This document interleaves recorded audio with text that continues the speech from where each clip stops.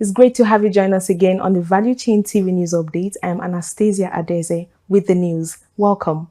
On this news update, we begin with issues concerning the economy, where the former governor of Edo State, Comrade Adams Oshiomhole, has criticized wage exploitation in Nigeria, warning that poor compensation negatively affects national security and economic productivity.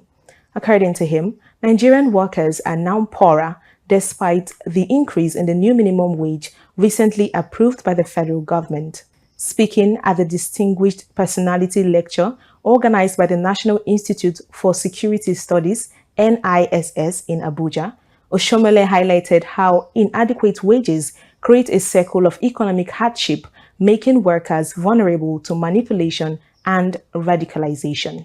Few Nigerians reacted to his words. The report. Despite the increment in the new minimum wage, workers are still finding it very difficult to live a normal life. Let's hear from Nigerians and how they feel about this issue. I feel like if the citizens are having what they want, they will not be complaining. So I feel the government should still do better to make it up to the citizen. If the economy is not stable, no matter how you increase the salary for the people and it's not enough for them, imagine someone collecting like 100,000 and at the end of the day, the person sustenance is more than like 300,000 and this person is working every day. So the government should at least make sure they balance the equation so the citizen can do whatever they want to do and everybody will enjoy the government. Some of us have not gotten the new salary and the price of fuel is increasing daily. The school fees are increasing daily.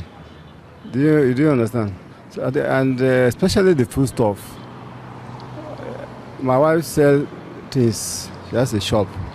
You discover that anytime she goes to buy something, the price gets higher. Do you understand? Anytime. Every time she gets to the market, even the food stuff, where they go to the local market to go and get food stuff, the price increases daily. Why?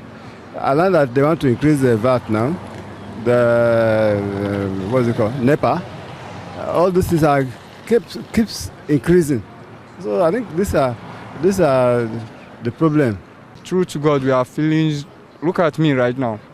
I want to go work, but I'm using leg to go where I'm going now, because how the things be now about anything now. If you stop car to enter to go where you are going, a driver will tell you issue of fuel whatsoever.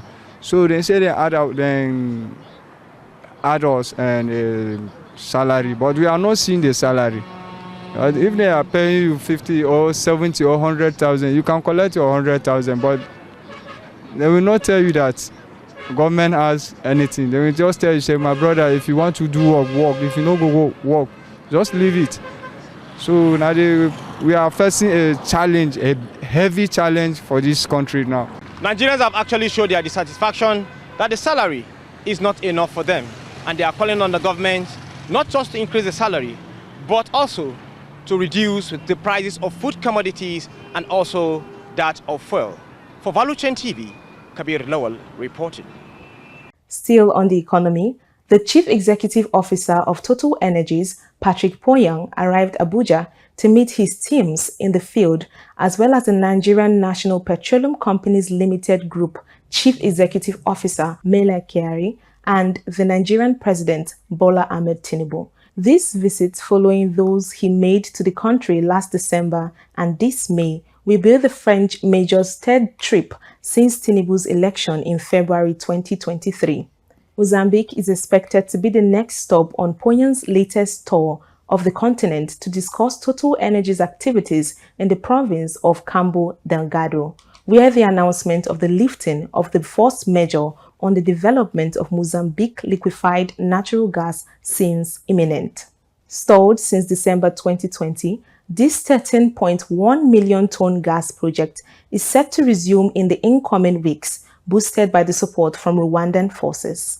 Details of Patrick's meeting with the President Bola Tinubu and Mele Kyari will be communicated in subsequent reports.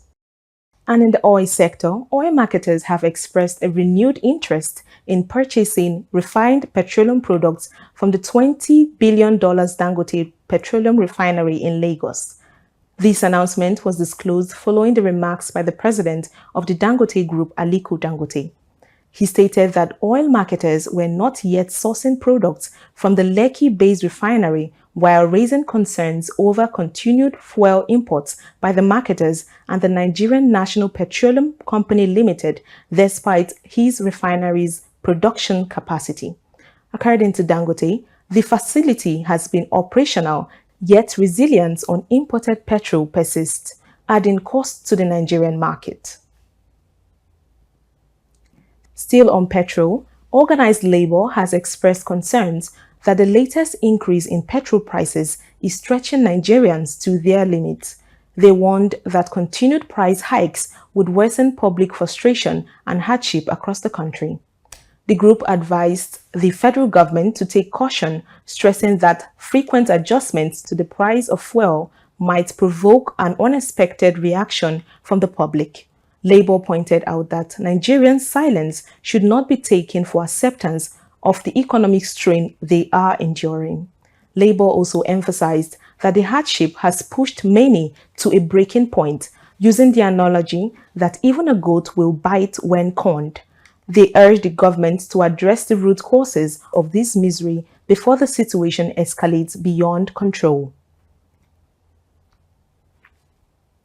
And on the business scene, Aradel's Holding, Nigeria's leading integrated indigenous energy company, has recorded 377.6 billion naira revenue in its unaudited 9-month results for the period ended 30th of September 2024. The Chief Executive Officer of Aradel, Mr. Adegbite Falade, revealed that the firm achieved increased diversification of its revenue streams on hydrocarbons production and material increases in the output from refinery operations. He added that the board has also proposed the payment of interim dividend of 8 naira per share to shareholders whose names appear in the register of shareholders as of the close of business on the 20th November 2024. And on health, as the Lagos University Teaching Hospital marks its 62nd year anniversary, it centers on addressing the pressing issues of brain drain in Nigeria's healthcare system. A keynote speaker, Chris Bode, highlighted the phenomenon of brain drain, often referred to as Japa syndrome.